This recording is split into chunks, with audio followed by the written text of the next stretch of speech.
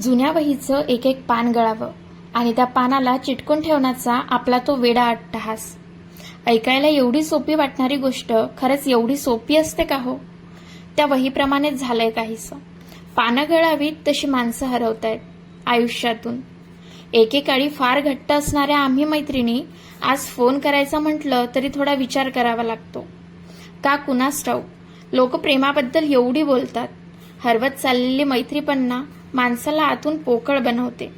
जिच्यासोबत हसायचो, जिच्याकडे मनसोक्त रडायचो, जिच्यासोबत अगदी कोणतीही गोष्ट विदाऊट फिल्टर हितगुज करायचो, ती आता आपल्यापासून दूर आहे.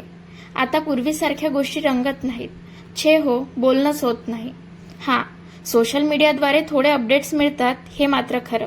आता ना मैत्रीवर काही लिहावंसं वाटलं तरी शब्द सुचत नाहीत. कित्येक वेळा एखाद्या परिभाषेत बांधण्याचा प्रयत्न केला, पण तो देखील निरर्थक. फार काही नाही, पण एवढं तर उमजलंय की मैत्री ही कोणत्या परिभाषेत बांधायची गोष्ट नव्हेच.